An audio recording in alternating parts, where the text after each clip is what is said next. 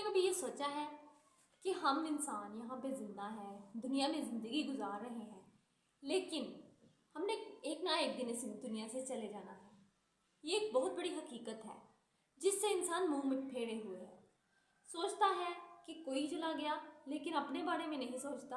अपने बारे में यही सोचता है कि मैं सोया हूँ, मैंने सुबह उठना है, मैंने ये काम करना है, मैंने बड़ी बड़ी प्लानिंग्स की हैं, मैंने ये काम करना है, मैंने ये भी करना है, अचीव करना है, वो भी करना है। बेशक दुनिया गुजारने के लिए अल्लाह ताला ने तदबीरें करने का कहा है, लेकिन इस दुनिया के हो जाना और इस दुनिया के लिए ज़िंदगी गुजारना ये अलग, और एक दुनिया के लालच में डूबने के बाद इंसान के अंदर लेवल आता है। तो क्या किया जाए कि हम इस दुनिया को इस तरीके से गुजारें कि ये दुनिया हमें देखना चाहिए, ये दुनिया हमारे लिए बनाई गई है और हम आखिरत के लिए बनाए गए हैं। जब हमारे दिल में ये ख्याल आता है तो हमारा नज़रिया बदल जाता है। क्यों? क्योंकि हम ये सोचें अभी हम जिंदा हैं, ज़िंदगी गुजार रहे हैं, लेकिन बहुत कोई ज़िंदगी गुजार लेगा 100 साल, यहाँ तक कि 100 साल भी बहुत कम, रेयर है आजकल। लेकिन ज़्यादा से ज़्यादा भी सोचने लगे 100 साल ज़िंदगी गुजार लेगा कोई इंसान।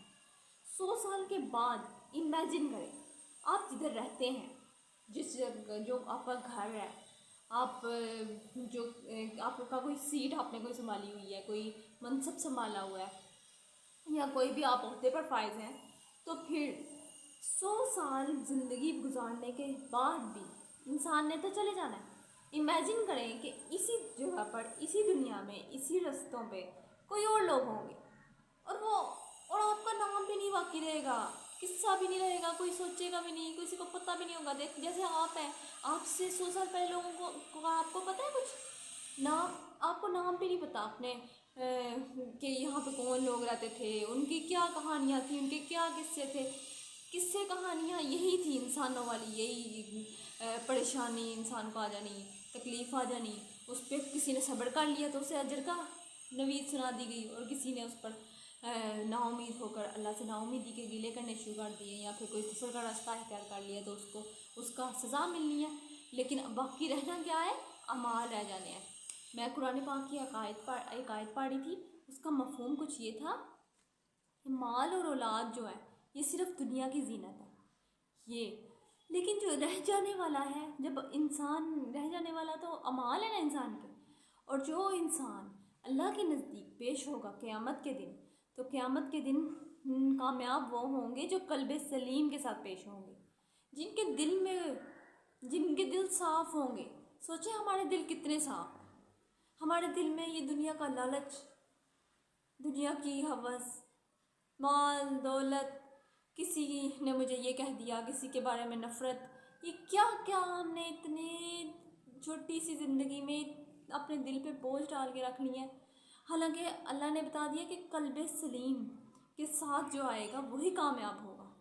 हमें देखना चाहिए कि असल कामयाबी अल्लाह ने बता दी। हम इंसान समझदार नहीं है ना, इस वजह से हम उस कामयाबी को सुनने के बाद भी हम उसको हासिल करने की कोशिश ही नहीं करते। अब देखिए, हम अगर ये इमेजिन करें ना कि हमने इस दुनिया से चले जाना है और इस जगह, इन जगहों पर किसी और लोगों ने हो जाना है, आ जाना है, और लोगों ने इधर इसके मालिक बन जाना है। हकीकी मालिक उन्होंने भी नहीं रहना, हकीकी मालिक अल्लाह नहीं रहना है। तो हमारा एक मिनट के लिए माइंड थोड़ा सा ऐसे होता है ना कि क्या है ये ज़िंदगी। दुनिया की एक हकीकत सामने आती है ना कि ज़िंदगी तो फिर कुछ भी ना हुई। हम इस ज़िंदगी के लिए बैठे हुए हैं, इस दुनिया के फ़िक्रों में अक्सर हमने अपनी दिलो दिमाग पे वो फ़िक्रें हावी कर ली हुई हैं जो हावी करने की ज़रूरत नहीं थी, लेकिन हमने की। कहते हैं ना, कोशिश करना इंसान के ज़िम्मे है। कोई भी काम के लिए कोशिश करना इंसान के ज़िम्मे है, लेकिन उस रास्ते पर, उस मंजिल पर पहुंचाना अल्लाह के ज़िम्मे है। इंसान ने क्या किया? इंसान ने कोशिश भी नहीं करते हम कहते कोशिश किए बगैर ही मिल जाए हमें, और फिर ये उम्मीद लगा ली कि होगा कैसे, टेंशन लगा ली होगा कैसे। हालांकि अल्लाह ने इस फिक्र से इंसान को आज़ाद कर दिया। अल्लाह ने रिस्क का वादा किया, और इंसान है कि जो वादा अल्लाह ने किया है उसकी फ़िक्र में बैठा हुआ है कि ये मैं कैसे हासिल करूँगा। लेकिन जिसका ज़िम्मा इंसान के ऊपर है उसका उसने जवाबदेह होना है, अमाल का, अपने किरदार का, अपने मुंह से कहे हुए अल्फाज का, अपने हाथ से किए हुए कामों का। उसके बारे में सोचता ही नहीं, किसी को बुरा भला कह देता है, किसी का दिल आज़ारी कर देता है, किसी का नाराज़ कर देता है, और पता ही नहीं कि मैंने क्या कर दिया है। सोचा ही नहीं कि मेरा मेरा मेरा अमल क्या था, मेरा मकसद क्या था। मैंने इसके बारे में अल्लाह से जवाब दे होना है, अल्लाह ने मुझसे पूछना है कि मैंने क्या क्या किया, इन हाथों को, इन नेमतों को किस तरीके से इस्तेमाल किया। लेकिन नहीं, नादान है कि उन चीज़ों में पड़ा हुआ है कि जो उसकी है ही नहीं, जो उसने छोड़ जानी है इस दुनिया में। उनकी टेंशनों में अपने आप को हलकान कर दिया है, और जो हकीकी फ़िक्र है उसके लिए नहीं सोचता। हमें चाहिए कि हम अपना तज्ज़िया करें, तज़किया नफ्स करें, और ख़ुद को उन फ़िक्रों से आज़ाद करके उन फ़िक्रों में डालें। कहते हैं ना, जो अल्लाह के मोमिन है ना, वली है अल्लाह के, ला खौफुन अलैहिम वला हुम यहज़नून। अल्लाह के वलियों पे ना कोई खौफ है और ना वो गमज़दा है। खौफ क्या होता है? मुस्तकबिल का खौफ होता है हमें, हमारा आगे से मुस्तकबिल क्या बनेगा। गम हमें ये होते हैं कि हमारे साथ माजी में क्या हो गया, ये हो गया, वो हो गया, अब मेरा क्या बना, मेरे साथ किसी ने ये कर दिया। ये ना सोचें अगर मैंने अल्लाह का वली बनना है ना, अगर अल्लाह का दोस्त बनना है, और असली दोस्त अल्लाह ही है, जिसने हमें क़यामत वाले दिन हमारी हमारी अल्लाह ताला ने कहा हुआ है कि अल्लाह के सिवा कोई दोस्त नहीं। अगर किसी के दिल में आपके लिए ख्याल है, प्यार है, वो भी अल्लाह ने डाला है। सूरह अल-फाल की एक आयत है कि अगर तुम दुनिया भर की दौलत खर्च कर देते ना एक दूसरे के लिए, दिलों में प्यार डालने के लिए, उल्फत डालने के लिए, नहीं डाल सकते थे, लेकिन अल्लाह ने डाल दी। यानी दिलों पर अल्लाह का कब्ज़ा है। और हम हैं कि लोगों के रवैयों पर, लोगों की बातों पर इस तरह परेशान हो जाते हैं, खौफ का शिकार हो जाते हैं, गम का शिकार हो जाते हैं, लेकिन उन चीज़ों का खौफ और गम नहीं करते जो क़यामत में बर्पा होने वाली है।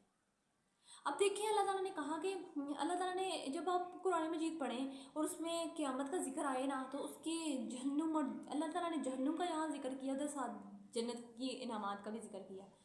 अब अल्लाह ताला ने ये आपको नहीं पता कि आपने ज़िंदगी का अगला पल भी गुजारना है कि नहीं, तो उसकी फ़िक्र करना कि मेरे साथ क्या होता तो है, इंसान फितरी तौर पर इस तरह का है कि सोचता है, लेकिन उसकी फ़िक्र करना ज़्यादा बेहतर है, या उसकी फ़िक्र करना जो सच्चे रब ने कह दिया, उस सच्चे रब ने कह दिया, और उसकी सच्ची बात पे तो 0.1% भी शक नहीं किया जा सकता कि अल्लाह ने जब बताया कि इंसान, जब एग्जैक्ट वर्ड नहीं, मफहूम में मैं आपको बताऊंगी कि मतलब हर जगह इस तरह ही जिक्र किया गया है कुरान मजीद में कि जब क़यामत का दिन होगा तो इंसान अफसोस में, काश मैंने उसको दोस्त बनाया होता, काश मैंने अच्छे अमाल किए होते तो मैं इनकी फहरिस्त में शामिल होता। मुंह में हाथ और उंगलियां दबा दबा कर अपने आप को मलामत करेगा इंसान के, मैंने क्यों ऐसा किया, मैं क्यों नेक लोगों की फहरिस्त में शामिल ना हुआ। और ये अल्लाह ने कह दिया कि ये होना है। देखिए, आपको किसी ने बता दिया ना, आपके किसी बॉस ने जॉब के बारे में कि तुमने अगर ऐसे किया ना तुम्हारी जॉब खत्म, आप क्या करते हैं, आप हमेशा सोच के रखते हैं कि अगर मैंने अपना रिस्क, यहाँ से मेरा रिस्क चल रहा है तो खाना पानी दाना ये मेरा चल रहा है, तो अगर मैंने इस तरीके से किया, इन रूल्स को वायलेट किया, तो मेरे लिए मसला बन सकता है। तो आप क्या करेंगे, आप कभी उनको करने की कोशिश नहीं करेंगे अगर आपका हकीकी तौर पे उसकी बहुत ज़रूरत है आपको उसकी। तो सोचें, अल्लाह ताला जो सबसे बड़ा मालिक है, और उसने जो सच कहा है ना, उसके होने में कोई 1% भी हम शक नहीं कर सकते। आहरत आनी है, क़यामत का दिन आना है, और उसमें हमने हिसाब देना है, और उस इतने बड़े अल्लाह के सामने हिसाब देना, इंसान सोच नहीं सकता कि वो इंसान की कैफियत क्या होगी। तो सोचें कि जब हमने अल्लाह के सामने जवाब दे होना है और अल्लाह ने कह दिया कि अगर बुरे अमाल करोगे तो अल्लाह ने ये भी बता दिया कि उस टाइम सिचुएशन क्या होनी है, तुमसे नहीं बर्दाश्त हो पाएगी, तुम नहीं कर सकोगे, तुम्हारा कोई दोस्त नहीं होगा, ये दुनियावी दोस्त तुम्हारे काम नहीं आएंगे, ये शैतान तुम्हें छोड़ के चला जाएगा और तुम फिर अकेले रह जाओगे। तो तुम कौन आपको आगाह करता है? जो आपका हमदर्द होता है, जो आपको आपके भला चाहता है। अल्लाह ताला कहता है ना, इंसान अपने ऊपर जुल्म करता है, अल्लाह ताला इंसान पर जुल्म नहीं करता। बेशक इतना रहीम है अल्लाह ताला, हमें आगाह करता है बार बार कि क़यामत में ये होने वाला है और अल्लाह से सच्चा कोई है ही नहीं। अल्लाह ने कह दिया क़यामत में ये होने वाला है, इसलिए तुम अपने आप का सामान तैयार कर लो, जो तुम्हारा सामान तुम्हारे काम आएगा, तुम्हारे नेक अमाल तुम्हारे काम आएंगे, तो तुम उनकी फ़िक्र करो और कोशिश करो कि नेकी में बढ़तरी हासिल करो। तो सोचें, हमें चाहिए कि हम अपने आप को उन कामों में इन्वॉल्व करें और उन कामों की फ़िक्र करें जो हमें जवाब देना। अब हमारे अल्लाह ताला से दुआ भी मांगनी चाहिए कि अल्लाह ताला हमें तौफीक दे।